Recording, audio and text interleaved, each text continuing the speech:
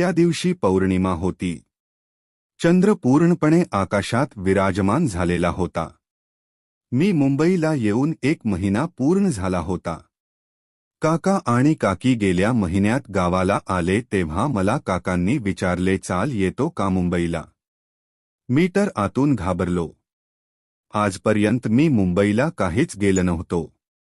पण काका काकींनी खूपच गाळ घातली. काक खूप चांगले होते.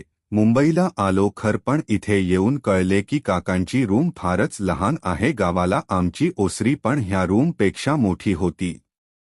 पण आता आलो तर इथे राहावेच लागणार. गेल्या महिन्यापासून मी नोकरी शोधतो आहे. माझी काकूंचे स्तन खूप मोठे होते. खूप ठिकाणी जाऊन आलो. काकांच्या अनेक मित्रांनी खूप कंपन्यांमध्ये माझ्या नोकरीसाठी बोलून ठेवले होते. काका सिक्युरिटी सर्व्हिसमध्ये कामाला होते. त्यांना शिफ्ट ड्युटी असायची. कधी दिवस पाळी तर कधी रात्र पाळी. रात्री 7ला गेले की दुसऱ्या दिवशी 8 ते 9 वाजता परत यायचे. काकी घराचे सगळे काम करायची. मीही तिला मदत करायचो. बड्या आणि चिमू दोघे दुपारी शाळेत जायचे. रूम लहान होती आणि रूमच्या कोपऱ्यात एक मोरीवजा बाथरूम होते. हातपाय धुणे, आंघोळ वगैरे सगळे तिथेच करायचे. मला गावाला असल्यापासून लवकर उठायची सवय होती, पण इथे लोक 7 ते 8 नंतरच उठायचे. काका दिवस पाळी असल्यावर लवकर उठून जायचे आणि त्यांचा डबा करायला काकी पण उठायची. बड्या आणि चिमू तर 8 वाजल्याशिवाय उठत नसत. काकी घरात साडीच नेसायची. त्यावर वर ब्लाऊज असायचा. पण साडी आणि ब्लाऊज साध्याच कपड्यांचे असायचे. त्यामुळे कधी कधी ब्लाऊज थोडा ढिला झालेला असायचा, पण काकी एवढे मनावर घ्यायची नाही. पदर पण सरकलेला असायचा. तिचे सेफ तेवढे मोठे नव्हते. म्हणून चालून जायचे. पण कधी काम वगैरे करताना जेव्हा काकी वाकायची तेव्हा मला कसेतरीच व्हायचे, कारण ब्लाऊज लूज असल्यामुळे पूर्ण दोन्ही लटकायचे आणि त्यांचे दर्शन व्हायचे. मला आता कुठे जाणीव व्हायला लागली होती. आणि मी गावाला असल्यापासून शॉर्ट पॅन्ट घालायचो. तीच इथेही घालत होतो. त्यामुळे असले दृश्य पाहून माझा ताठ व्हायला लागायचा. मला खूप भीती वाटायची. पण काकीला हे कळायचे नाही बहुतेक. ती कधी काही बोलली नाही. ती कामाच्या व्यापात असल्यामुळे तिचे लक्ष नसेल कदाचित. कधी कधी कपडे धुताना काकी साडी भिजू नये म्हणून वर बांधायची. त्यावेळी तिच्या वरपर्यंत मांड्यांचे दर्शन व्हायचे. तशी ती काळी सावळीच होती, पण का कुणास ठाऊक तिच्या नजरेत एक प्रकारचे आकर्षण होते. केस जास्त लांब नव्हते, पण कमरेपर्यंत होते. अंगकाठी बारीक आणि सडपातळ होती. त्यामुळे छोटे असूनही मोठे भासायचे. मी हळूहळू मुंबईत रुळू लागलो. घराच्या बाहेर पडू लागलो. बाजूच्या वाडीतील राजू बरोबर मैत्री झाली. तो मुंबईचाच होता. शाळा 10वी नंतर सोडून आता कमला जात होता. एक दिवस आड तरी आमची भेट व्हायची. संध्याकाळी रोडच्या पलीकडे बसून आम्ही गप्पा मारायचो. तो फार वात्रट होता. मला डायरेक्ट विचारायचा की काकीचे बॉल बघतो की नाही. मला कसेतरी वाटायचे. पण नंतर त्याचे प्रश्न डोक्यात राहू लागले. मला आता काकीला बघायला आवडायला लागले. काकी घरात असताना नुसताच ब्लाऊज घालायची, ब्रा वगैरे घालायची नाही. त्यामुळे कधी कधी दुपारी पुस्तक वगैरे वाचताना तिचे ताठ व्हायचे आणि ब्लाऊजमधून स्पष्ट दिसायचे. मी चोरून बघायचो. असाच एक दिवस सकाळी उठलो तेव्हा मला वाटतं काका कामावर गेले होते आणि कोप्यातल्या मोरीत पाण्याचा आवाज येत होता.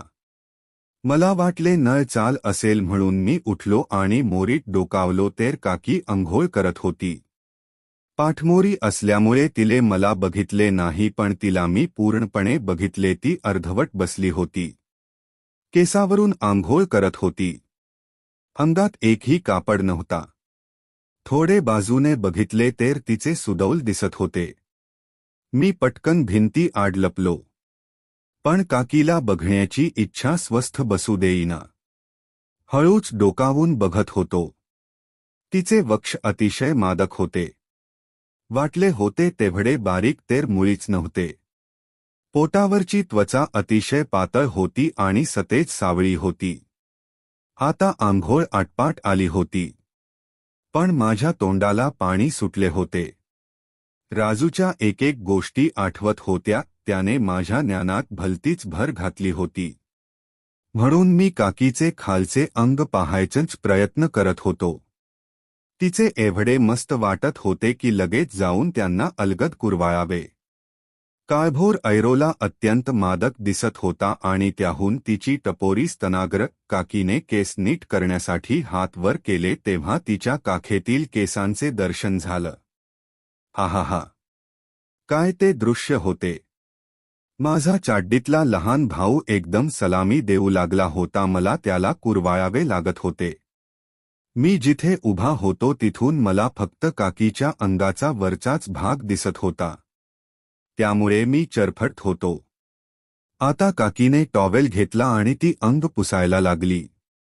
कोणत्याही क्षणी ती बाहेर येईल आणि मला पकडेल म्हणून मी सावध झालं. हळूच अंथरुणात जाऊन झोपलो. पण माझा चड्डीतला बाबू अजून शांत होत नव्हता. काकीने वाकून बघितले, सर्व झोपले आहेत याची खात्री करून ती बाहेर आली आणि परकर घालून साडी नेसली. ब्लाऊज घातला, देवाला नमस्कार केला आणि आम्हाला उठवू लागली. मी जागा असूनही ताबडतोब उठलो नाही कारण माझा बाबू अजून जागाच होता. मी पोटावर झोपून हळूहळू त्याला घासू लागलो आणि थोड्याच वेळात चड्डीत सुटलो. आता माझी काकीकडे बघण्याची नजर बदलली होती. कधी चान्स मिळाल्यावर मला मुद्दाम तिच्या अंगाला स्पर्श करायची जणू सवय जडली. तिचा स्पर्श झाला की वेड लागायचे. अंगात एक वेगळीच चमक उठायची. असा वाटायचे की लगेच तिला मिठीत घेऊन चुंबनाचा वर्षाव करावा तिच्यावर. तिचे बॉल हातात घेऊन मस्त चोळून काढावे, तिची उघडी करून मनसोक्त चोखावी. तशी स्वप्न पण पडायची आणि कधी कधी चड्डीत गळायला लागला. त्यात राजू आणखी भर घालायचा. तो एक आयडिया देऊ लागला. म्हणायचं झोपेत पाय टाकायचा तिच्या पायावर आणि मस्त हात फिरवायचा बॉलवरून. पण माझी हिम्मत नाही व्हायची. एका रात्री मात्र काकी झोपली असताना तिच्या पायावरची चादर बाजूला झाली होती आणि मला माहीत होते की तिचे पाय दिवसभर दुखत आहे. मुले झोपली होती आणि काकांची रात्र पाळी होती. मला झोप येत नव्हती कारण मला काकीच्या अंगाला हात लावायची तीव्र इच्छा झाली होती.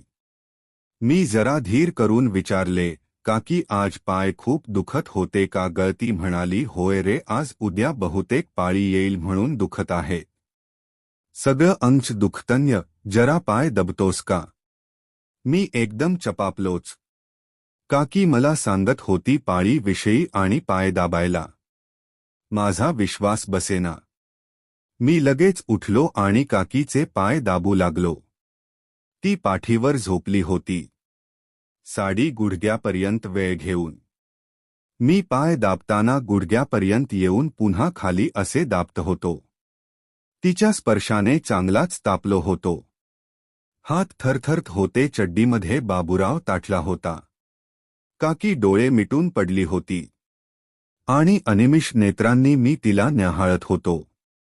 तिचे पोट, कंबर, स्तन ताठरलेली. मी जोरात पाय दाबले. मी विलग होणारे ओठ मी महत्प्रयासाने स्वतःला रोखून ठेवत होतो. आणि अचानक ती कुशीवर वळली आणि कुशीवरून पोटावर झोपली. हे करताना तिच्या पायांचा स्पर्श माझ्या बाबूरावला झाला. साडीही जरा आणखी वेळ सरकली. माझा तोल सुटत चालला होता.